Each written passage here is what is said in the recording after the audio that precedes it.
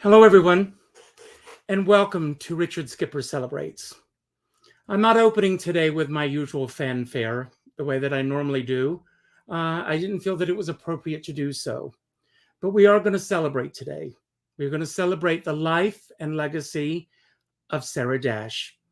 A year ago today, at this exact time, I sat down and I was able to celebrate with Sarah Dash her wonderful life. And we were talking about COVID and everything that was going on in the world at that time. We had a wonderful conversation. And just about a month and a half ago, she reached out to me once again. And she said, Richard, a lot's been going on, and there's a lot that I want to talk about. And I said, well, let's do it again. So we agreed that we were going to meet today. And God called her. He called her on the 20th, and he had other plans for her. But I wanted to keep our date.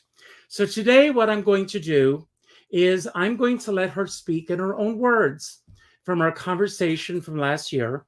So bear with me for just a moment as I pull up from our conversation from last year. It's going to just take me a moment to pull up this video. And let's just do this for just a moment. I don't have any crew here to help me, so just bear with me. And this is from our conversation from last year, exactly 1 year ago today. And here she is. You can't stop the music, especially the music that beats within all of us. And I am very, very excited to introduce today the one and only Sarah Dash. Now, before I get to Sarah, I want to say that on August 18th, I saw in the paper that it was Sarah's birthday.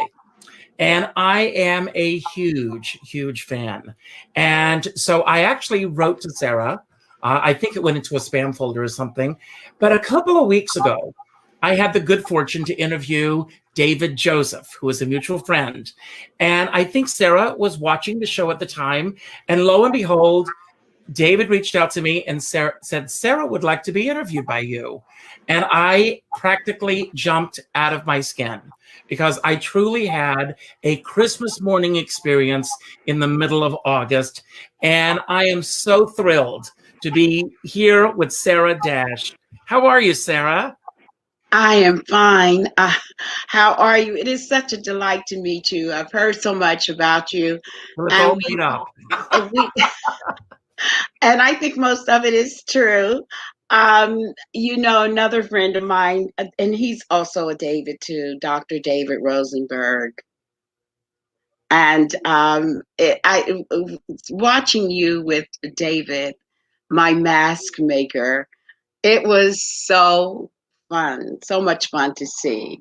Well, And I'm good. So the answer to my question. I want to begin, before we get into your incredible legacy and history, to ask how you're doing really in the midst of this crazy world we find ourselves in right now. I sometimes find it difficult to proceed daily, but I'm one of these people who pray, David. I pray, Richard, I pray. And I do my affirmations every morning. Sometimes I feel that's not always enough, but then you pull onto the strength of the core of that strength, and it empowers you. So missing the road, missing traveling. Thank God I set up some equipment here to do bits of rehearsals and mics, ring lights, and that sort of thing. I mean, Sarah, when you think about the fact that, for myself as well, most of our work is on the other side of the footlights in front of the cameras. Yeah. And we've, almost every artist I know has had to learn the technical aspect of this business. And I always try to look for the gift in everything. And one of the gifts that I think that it's come out of this for those of us in the business, and you have to admit, we have a greater appreciation for those people who do the sound and the lights and everything to make a show come together. That's true. You think about your team and the input that they have provided for you to be the performer you are, to know that they have families as well. They have responsibilities of their lifestyle that needs to be constantly fed. And the costume makers, the men who repair our shoes, my makeup artist, my assistant, we all have a strong unit and a tight spiritual bond that keeps us connected. However, to know that this is such a game changer, this time of pandemic, it has allowed me to do more introspective work. I will say that.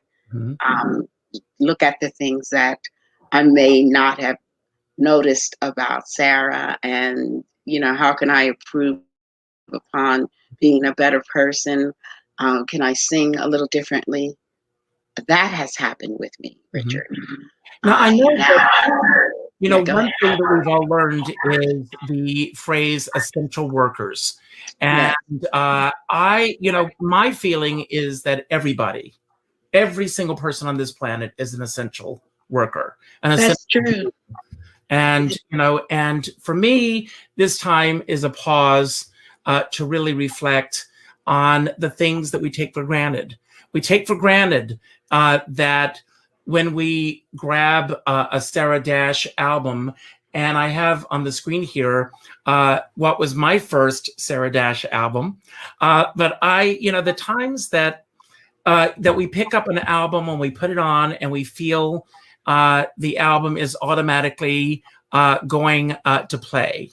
We're going to buy tickets for a show, and we're going to show up at the venue, and the show's going to go on as planned. And all these things that we take for granted, I don't think that we can ever take these things for granted ever again.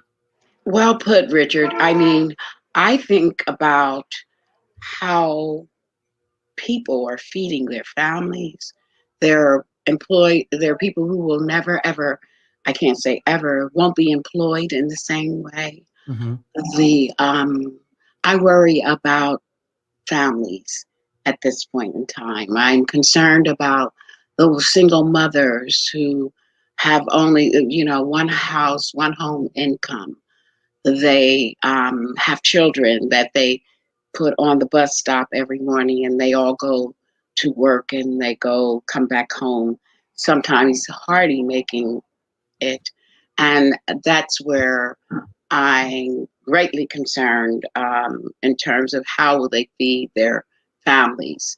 And then I have to go back to the core of being an artist myself. And there are some artists who are having the same issues, having the same problems of paying bills. I look at my situation, and I'm not a millionaire. However, I have millionaire thoughts. But, just to be able to turn the light switch on at this time, to, have water, clean water, being in my home during this time, I've had my washing machine broke down. There's issues with my upcoming heating things, and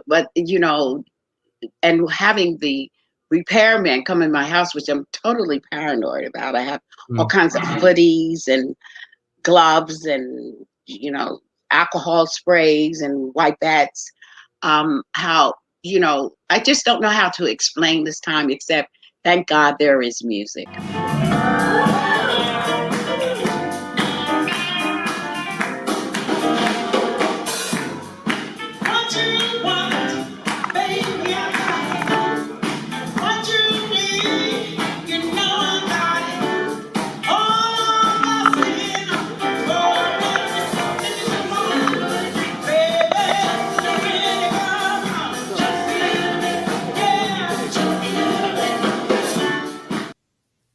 Thank God there is music, and that music will never stop. Let me introduce you to everyone we have here right now. First of all, David Joseph, the mask maker, who brought Sarah and me together. So thank you so much for that. Tracy Stark, her musical director, and Jeff Gans, who also appeared with her. I apologize also for that. There was that feedback. She was sitting on her front porch doing this interview when we did this last year. That was her first live stream interview. And so I was honored that she sat down to do this with me. So thank you all for being here. David, I'm going to start with you, first of all, because you were doing these masks with her. And just as we right now are dealing with this incredible loss, and you two were the one who broke the news to me. Tracy, are you typing? No. Someone is typing because we're getting feedback. Not I. Okay. If someone is typing here, please mute your computer. Okay. But anyway, if you're not speaking, someone please mute because we're getting some feedback. Tracy, that was coming from you. Thank you. So anyway, so David, if you could tell us, we're getting some feedback from someone. So if you're not speaking, please mute, even if you're off camera. Thank you. Okay, David. Hi. Okay. Can you hear me, Richard? Yes. Okay, David, go ahead. First of all, Sarah, after that interview, called me up and she told me how much she loved you, how prepared you were, how she thought it was one of the greatest interviews because you let her speak, but you also listened to what she had to say and came back with more questions. You didn't just have a set list of questions. So she really loved being interviewed by you, which was wonderful. But Sarah and I met before COVID. I mean, of course, I've always known who Sarah Dash is and have all the records and all that kind of stuff. What kind of gay man would I be without them? But we met just before COVID. We met February 28th, before COVID, at a Melba Moore concert in Washington, D.C. Wow. At the City Winery. Sarah was Melba's guest. I was dressing Melba for the night. And it was just a party, and we got to hang and be together and get to know each other a little bit afterwards. And I, in turn, Sarah and I were having conversations about making clothes as I'm a fashion designer, and we survived all of last year with making masks. So I provided Sarah with a crap load of beautiful masks, but she had her one particular favorite. It was a multicolored purple, pink, and black sequin mask that when she went to get vaccinated, I guess it was Trenton or one of the TV stations in New Jersey followed her around because, first of all, it was she was trying to guide the inner city people to go be vaccinated, to trust that if I'm doing it, you should all be doing it. It's safe. And here I am in my fur coat and my fabulous sequin mask. And she called me after she sent me all the newspaper clippings because she was so happy she was photographed in the mask. And then called me up and said, David, somebody stole my mask. When I left, the mask was gone. And we sent her more, and we sent her a few more. And ironically, the Friday before she passed, we spoke again that she had worn out that sequin mask, the second one, and we sent her another one. So as it passed, it must be sitting in her mailbox right now. So it was, it just sucked. It just sucked because she was full of life. She was full of life. Before I get to Tracy, I'm reminded of a story. I had a friend many years ago who was an artist, and he was designing this apartment. Does someone have a roommate or someone who's on a computer? Because the typing is coming through. We're getting terrible feedback. It sounds good on my end. There's nothing happening. Do you all hear the? Yeah, we can hear that. It's like a bad connection. I can hear it, but I hear it don't too. think it's coming from me because I was muted and I'm still hearing it. Right. There's a bad connection coming through. Someone has a really bad connection, like a bad wire or something that's coming through. Unless it's the connection itself. I don't know. It could be, like I said, Mercury is in retrograde, or it could be Sarah trying to get in touch with us. That's the most sensible alternative. But but as I was saying, I remember this apartment in which this artist passed away, and everything was like in mid animated suspension when this person passed away. And it reminds me now of Sarah's passing away, where everything, she was living. It was just everything just stopped. But Tracy, I want to get to you for a moment. When, where, and how did you and Sarah actually meet? Yes. I'm thinking I was on a long list of piano players for the 2009 AIDS walk for they do a ceremony before it happens. And because they called me a day before and said, we need somebody. It was one of those things. And, there was a lot involved. I had to bring a keyboard. There was no pay. I had to rehearse, I had to rehearse with people. It was one of those things. And they called me and said, we need somebody. And I didn't have anything at that point. And I said, I would love to help out. And Sarah, I met Sarah in a rehearsal room, and we had such a beautiful connection.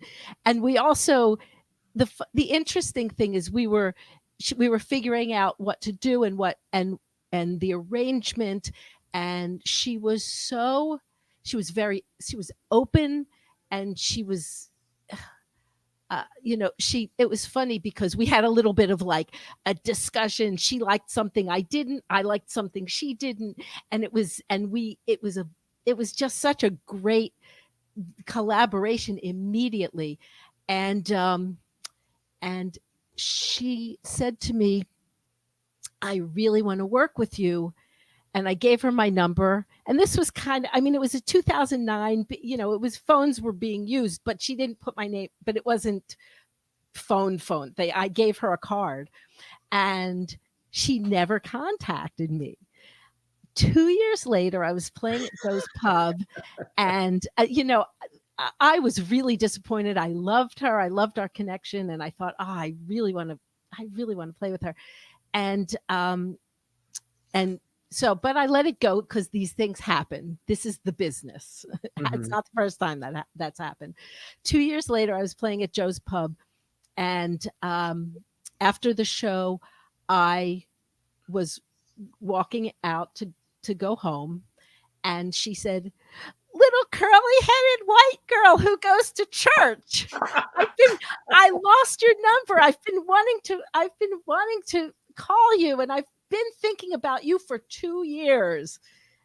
And that's, so then at that point we started working together, and I was her first call for all the gigs that were hers. She certainly had a lot of other projects going on, but but whenever she wanted to do a show that was hers, she would call me. And Tracy, can you talk a little bit about her musicality, about her as an artist? I'm not sure even where to start.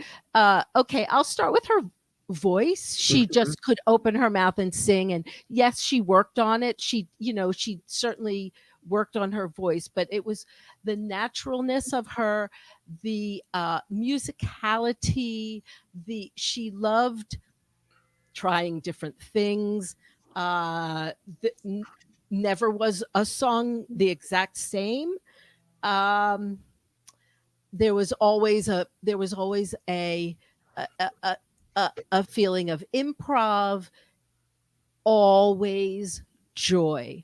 Honestly, there was never, no matter what happened or what life was bringing on the outside, and there were times where there were things happening, but immediately on stage, she was also such a spiritual person, as you see. Oh, yes.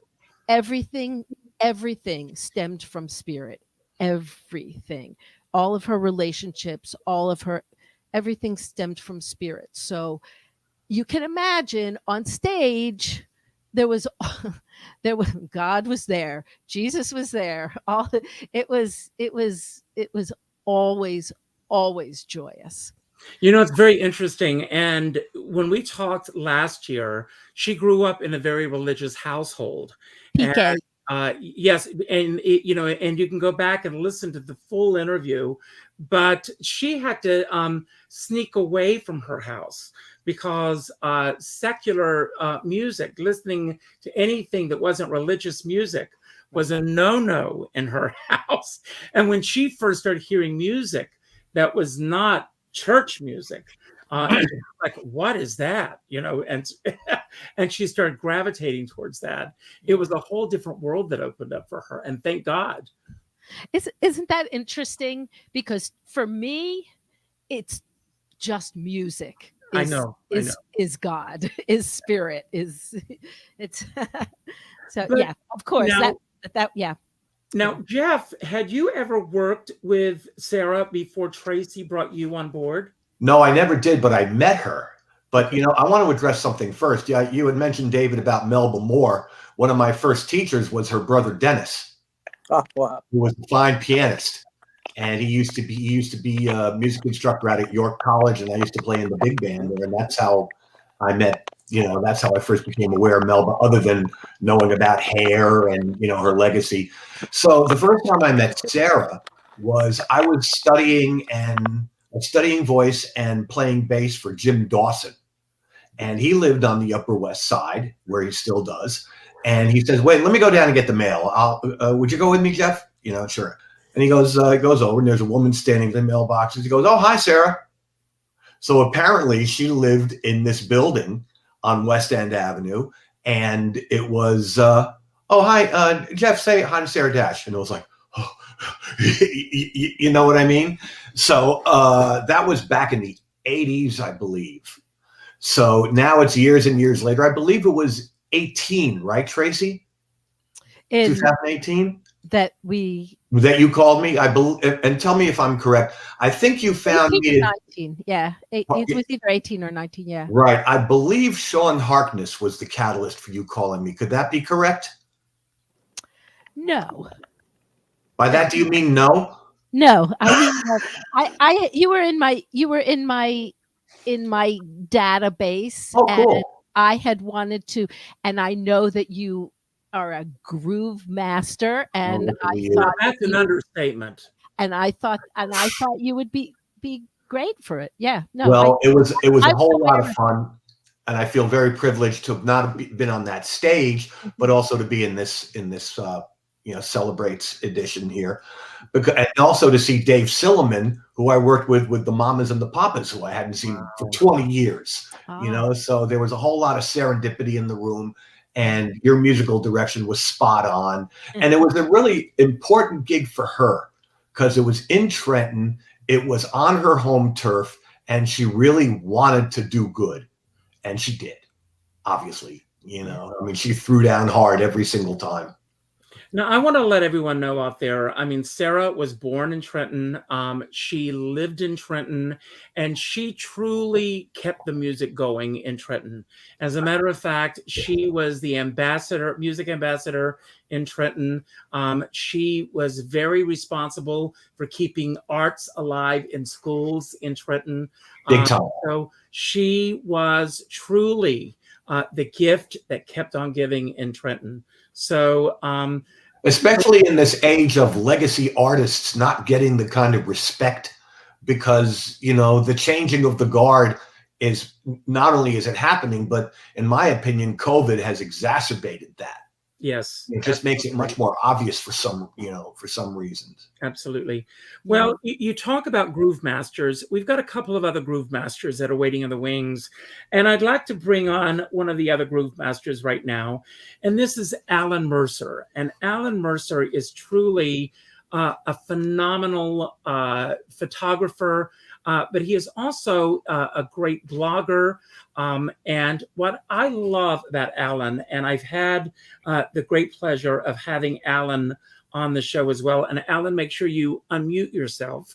But Alan has been on the show. And what Alan does, which is so interesting, is he photographs these great artists and then he interviews them and he tells their stories through their own words. And he's had the pleasure of photographing Sarah, then telling their stories. And then it goes an extra level because he ends up becoming friends with these people. And that's what happened with Alan and Sarah. So Alan, if you can tell your story with Sarah, if you don't mind, and thank you. Yeah, of course.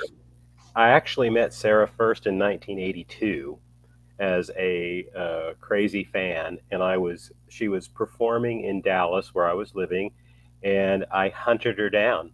I called the hotels and I was, kept asking, if she checked in and all that, and I found her. And it's always a little scary. I did have a drawing that I did of her that I was going to give to her as a gift, and when I found her and was there like that, I was very nervous. She treated me like I was the star. She was so welcoming. She was so generous and good. She brought me into her room, which was a suite, and we just sat down, and their time was not an issue. She enjoyed talking with me. I'm basically a kid, and I was going to show you this. She signed a record for me. I don't know. Yeah, there. All right, there. And she gave me the confidence that I was really needing at that time. And I never forgot her. I went to her show that night, and, it was just a dream come true that helped me in my path greatly. And then all those decades passed, and then just a handful of years ago, 2014, she was coming back to Dallas, where I was back again. I was in LA for a few years. And this time I knew enough people that knew everybody. And so I was able to reach her very easily. Mm-hmm. And she was like, of course, I know your work. I want to do this. And so we met up again, and we did the photo shoot, and we talked. And again, it was the same story. She hadn't changed any at all. She was just as relaxed. And that they're not relaxed, really.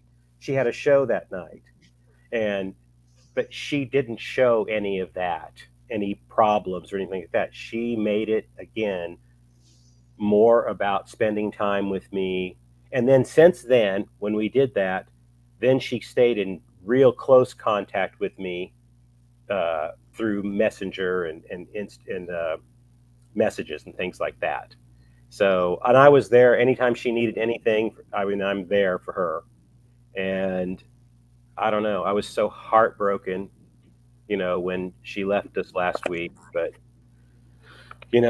these are just the things that happen. But I love her deeply. Well, the interesting common thread through all of us is, with Tracy, meeting her 2 years later, she meets her and she wants to keep this thread going. I do an interview with her. In this business, you do an interview with someone and then you may never hear from them again. She stayed in touch with me. Yes. I got emails from her. She picked up the phone and she called me throughout the year to see how I was doing. Yeah, but who wouldn't want to be in touch with you, Richard? Come on. That's very really. That's sweet of you. No, it's true. But I interviewed Robert Shooter yesterday, and he talks about that message from The Help, where Viola Davis says, "You is kind, you is important, you is important." That's all of us. And we need to keep that message going through with all of us. And Sarah epitomized that. She did that with every person that she came in contact with. And I want to bring on Robert Bannon, another incredible entertainer. Robert, yes. And Robert, you also had a similar experience. with Sarah, and how she basically took you in as well. I did. I feel such a connection to the three ladies of LaBelle because my parents met at the Soap Factory at a LaBelle concert in New Jersey. And then my first professional gig ever was at 12 years old. I got to sing with Patti LaBelle at a Laura Nyro tribute concert at the Beacon Theater. And I knew nothing about Laura Nyro, but my dad took me to the Tower Records in Paramus, New Jersey, and we bought the Laura Nyro album where LaBelle did all the background vocals.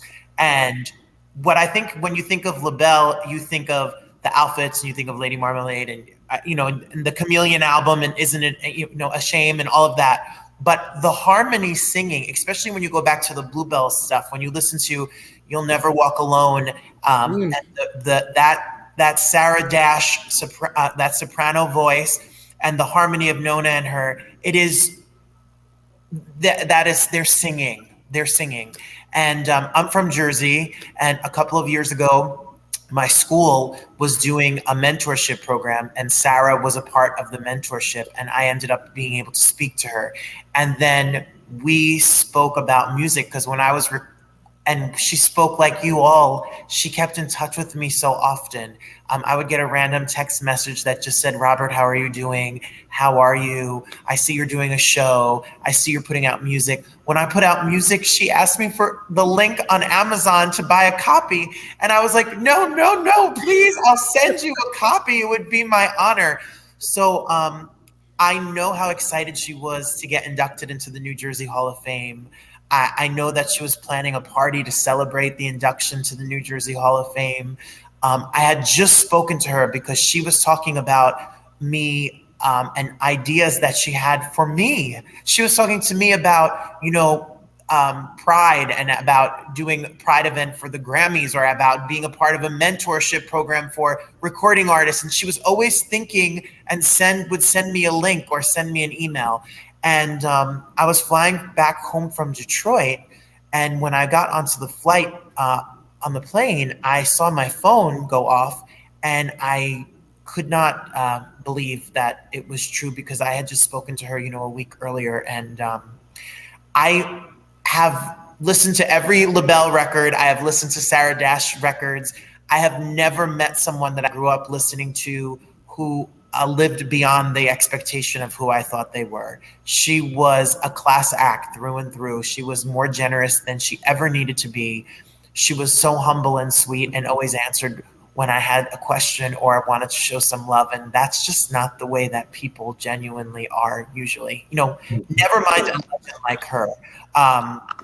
Regular, average people are not as kind and generous and sweet. So I think about her and my heart goes out to her family and everyone that's a fan because her presence and her spirit is definitely going to be missed. But the music will. I'm glad you said that, Robert, because I do want to, put out a shout out to David Rosenberg. I mean, first of all, the loss that you are experiencing right now, I know that he's watching, he's traveling today.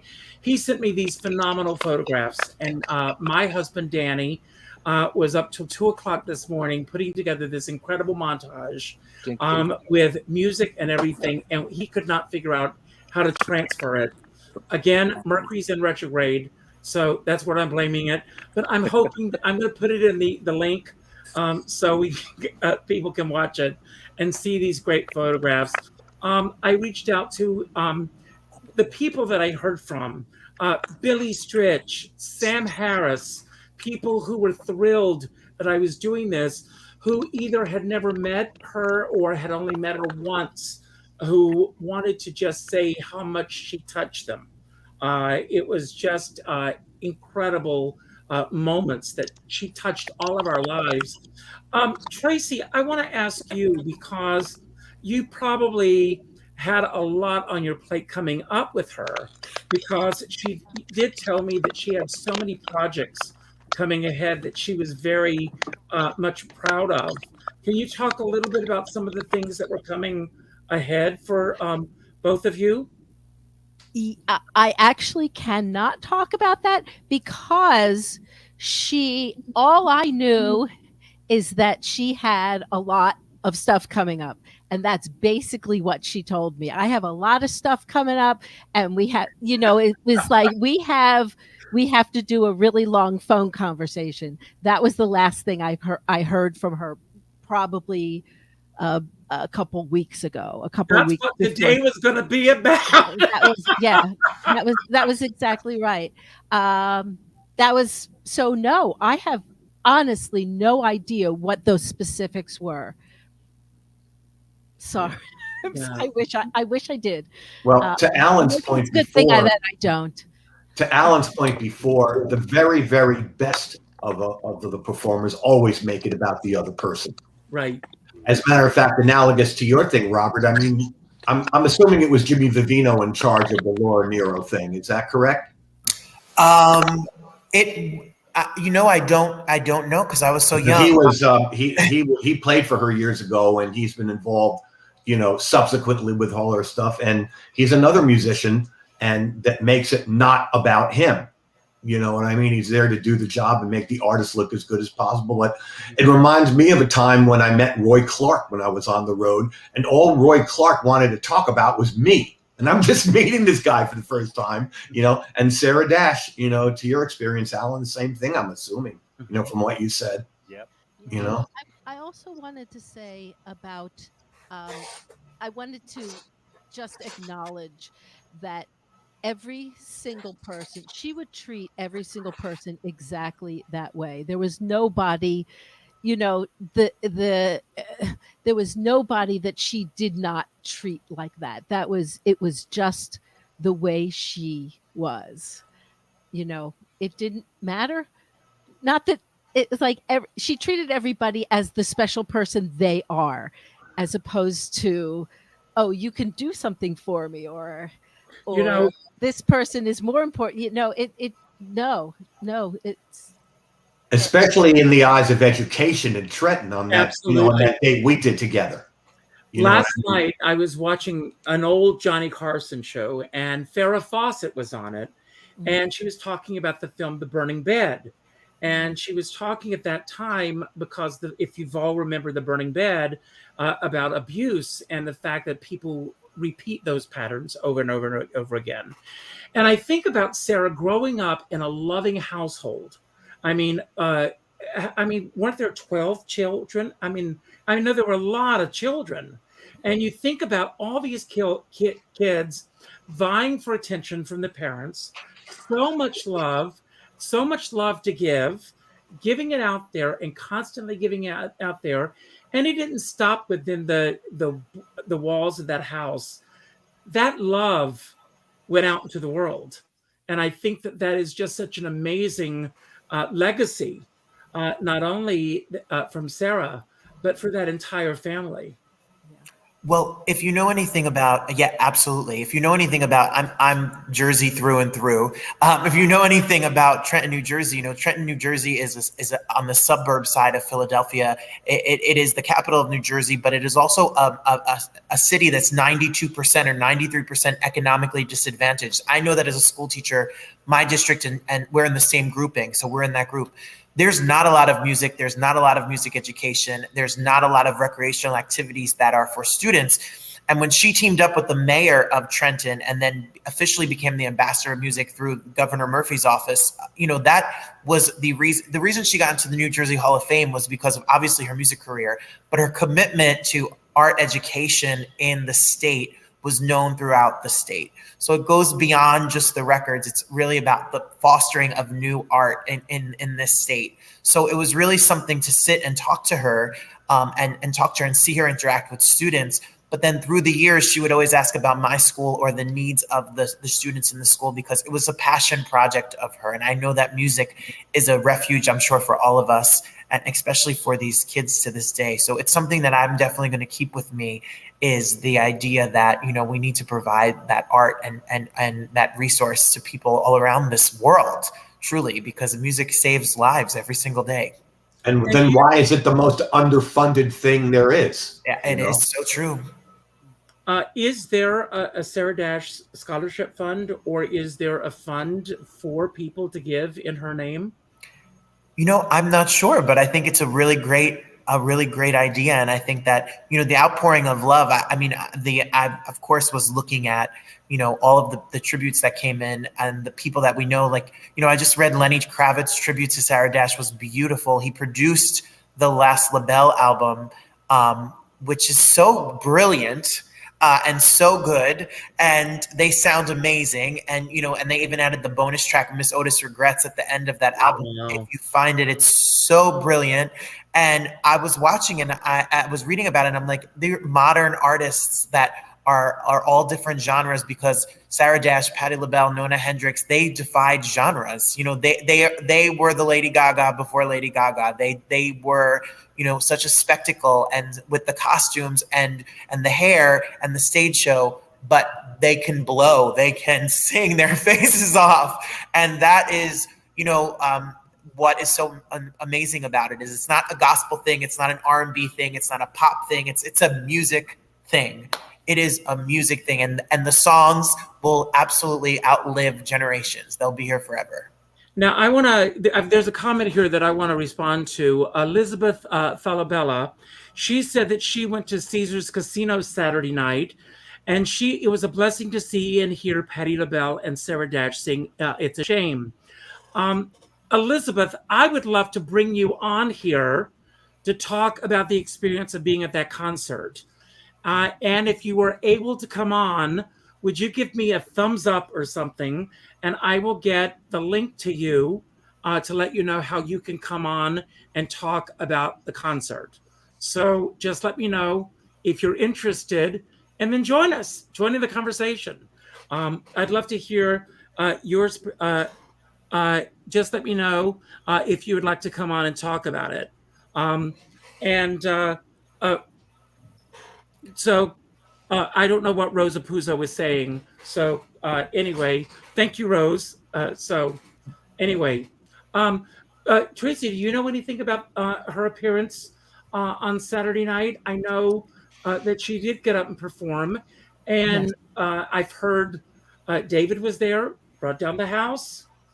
Right. Well, I was not there.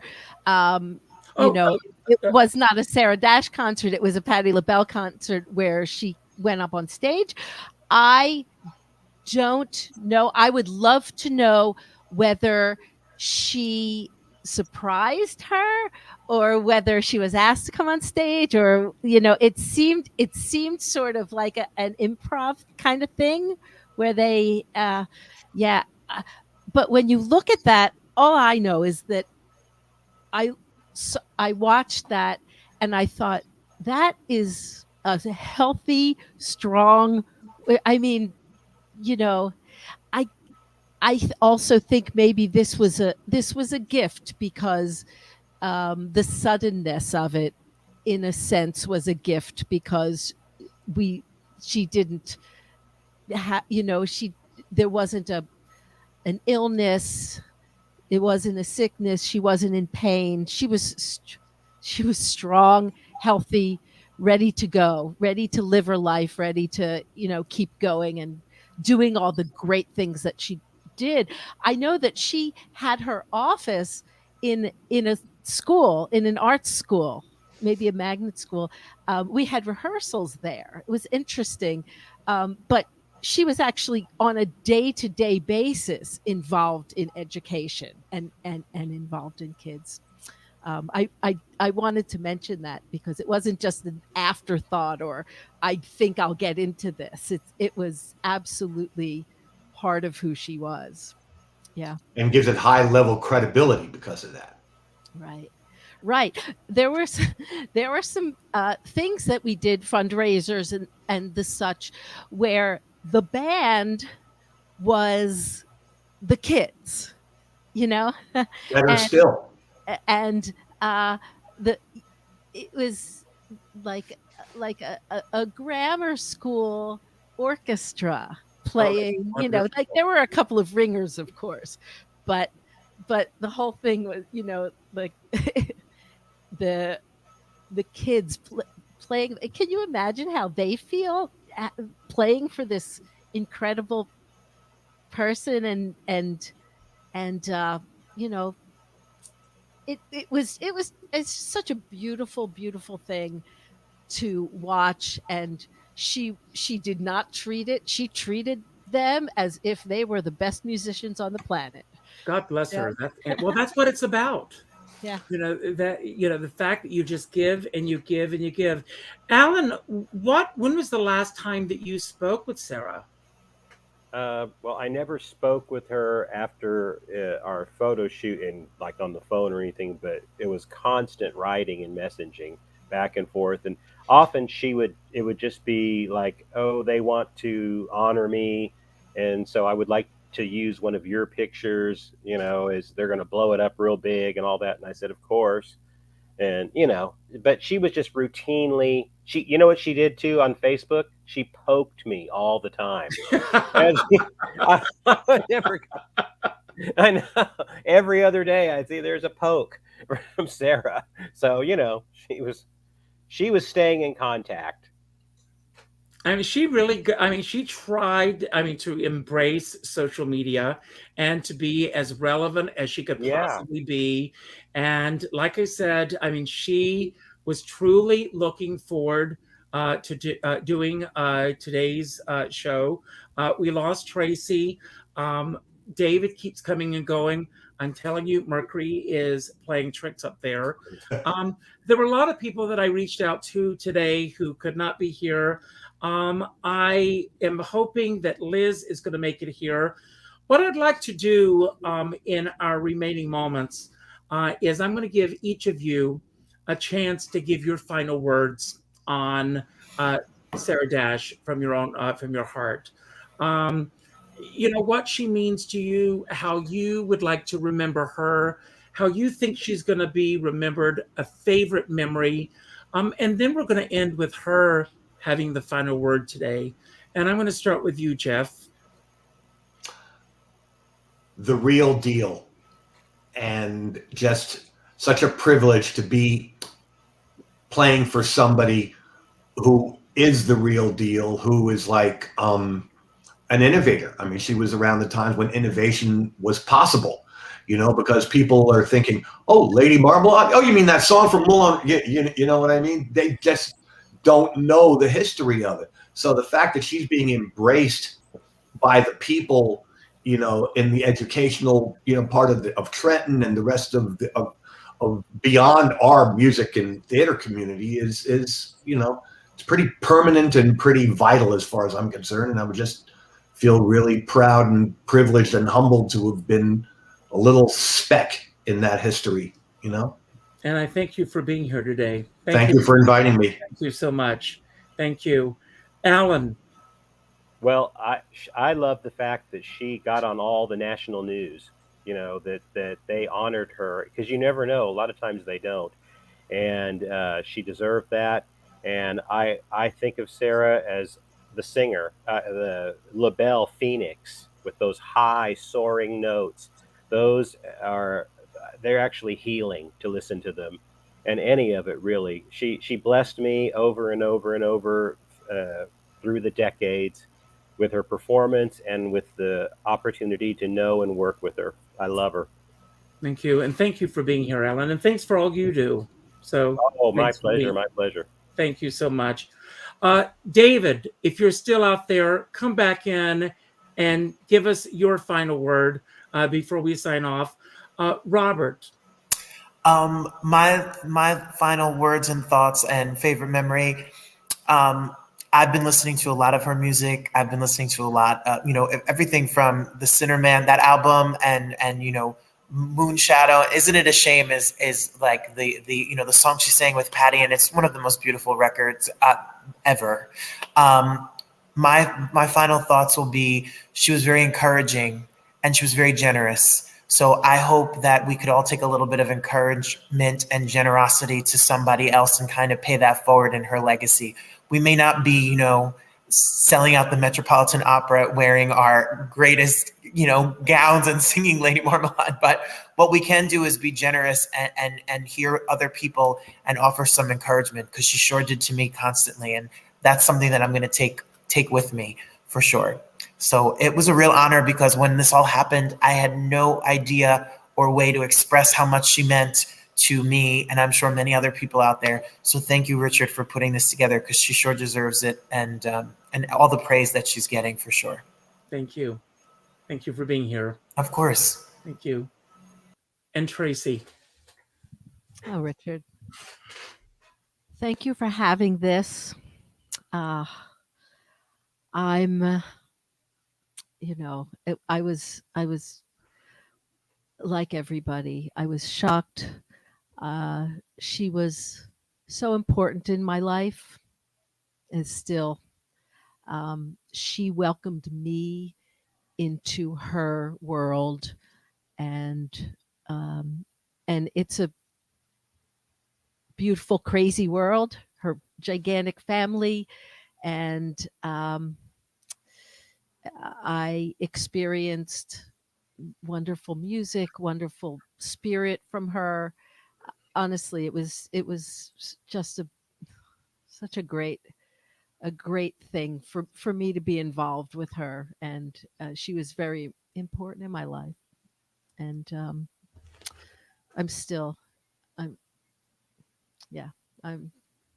I don't know what else to say. I love you, Tracy. I love I'm you, glad you're here. Richard. Thank you so And much. Thank you Thank for you. doing this. And we got to see each other soon. Yes, we Yeah. absolutely do. In person, without a person. computer between us. I know. I'd love that. Thank you. Love Thank that. you so much. Thanks. Thank you. I want to thank you all for being here today. This is not the show that I wanted to do today. I wanted to be sitting here celebrating Sarah in person.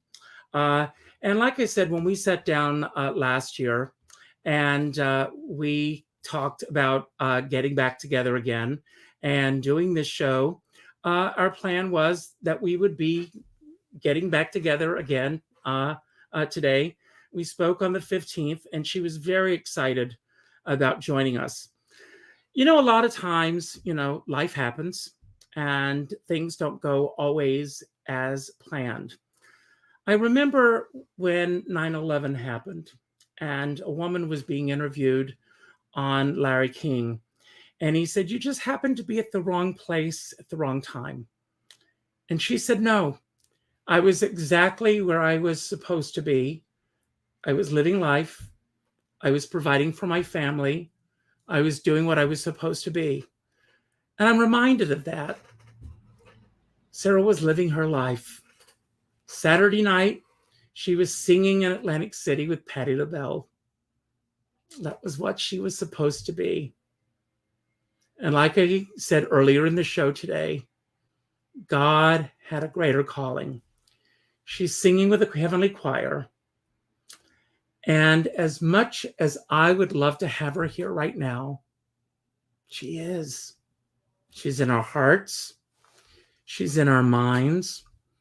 And as long as I can get up in the morning and ask my device, I'm not going to say her name because she'll go off, that I want to hear Sarah Dash, she comes on and I can hear her voice.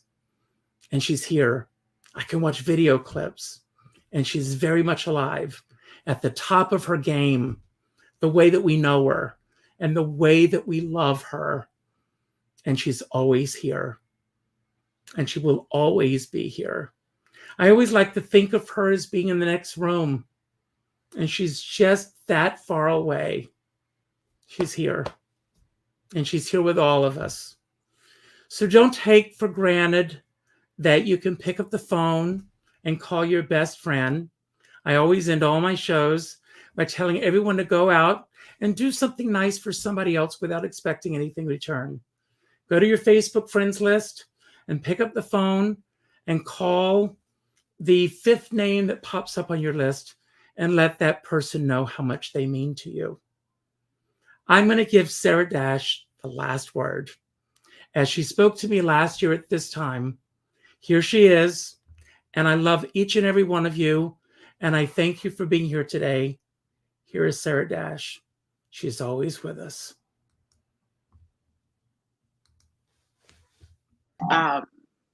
It's always good, like I said, Richard, to look at people enjoying what you do, because it lets you know that the hard work does pay off. It's important that we have a sense of self when we're performing, but to see the audience just lose their complete composure, it's amazing. It really is. Now, I want to come full circle before we run out of time. You are the music ambassador of Trenton, New Jersey. Yes, how I did am. that come about? And what does this title mean to you? Okay, it came about with the mayor here at the time. His name was Mayor Eric Jackson. He found out that I had come back to the city of Trenton. And he said, I would really love for you to be music ambassador one day. And I said, sure.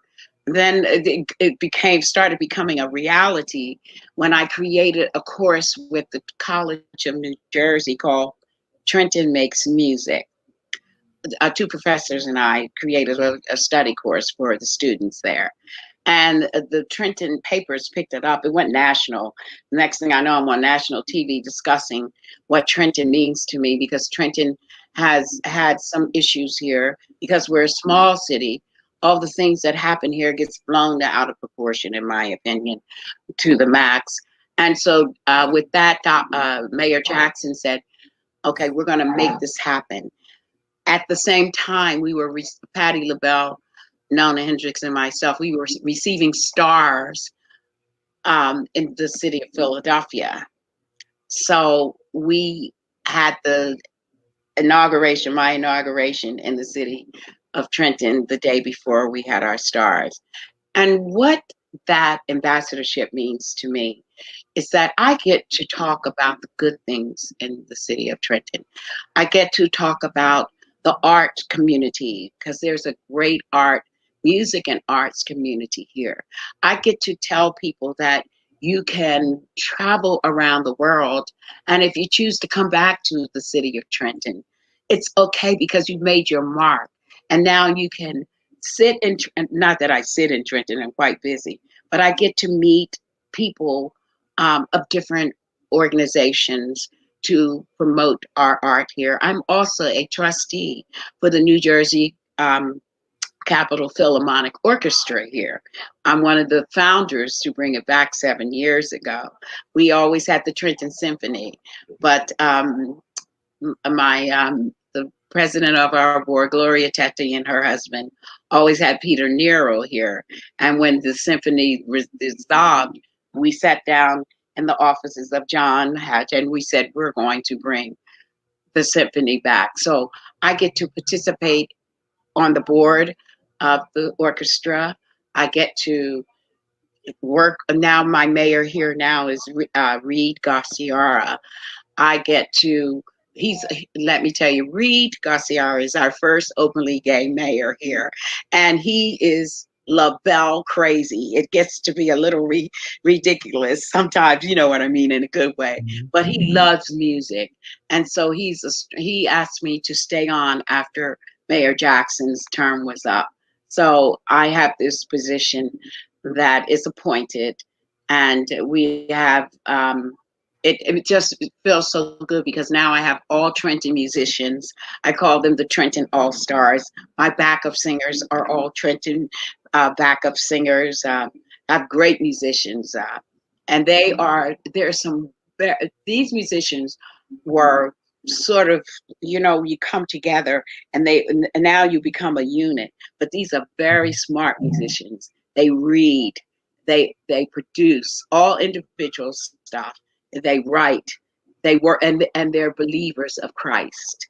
They all go to church. They belong in the church music ministry. So I'm really blessed, a woman my age, to have young musicians working with me that have a sound substance. So, I went around your question. Of course, I can. No, it's perfect. And Sarah, I want to say, first of all, a woman of your age, you're ageless. And we are so blessed with you. I can't believe this. We are almost at the end of our show. And Yes, we are almost there. We're going to have to do this again if you'll come back. Yes, I feel like there's so much more to talk about. No, there is And so Richard much. Skipper, you are the best. You are. That means so much to me, especially coming from you. I want to say, before we end the show, I want to thank everybody who tuned in today. Some of your friends are here. I'll mention a couple of names. Boogie Bobby is here. Pamela Everett Goodman. Yes, that's my nephew. Bill Victor. Michael Gordon. David Joseph is here. So many incredible friends. David. David is our connector. And David's anniversary is coming up, and we're going to celebrate in Provincetown. I can't wait to see him. Oh, but wow. Can I come? I wish you would. I want to thank everyone for being here. And if you enjoyed today's show, please go to my website, richardskipper.com, and put your thoughts about the show. That helps to boost me and other markets.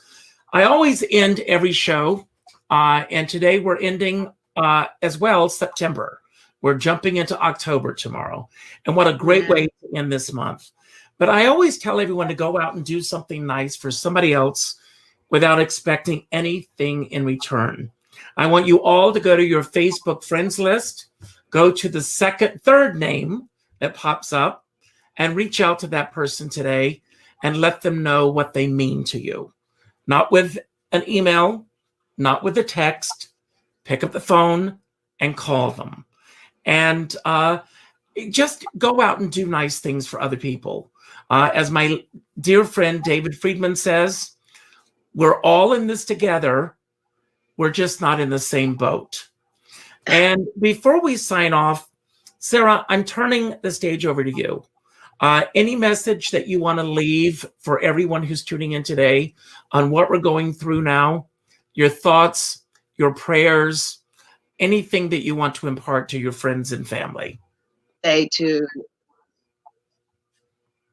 like to say to all of us who are going through this time and we're looking at the election of a new president, it is important that you register for census.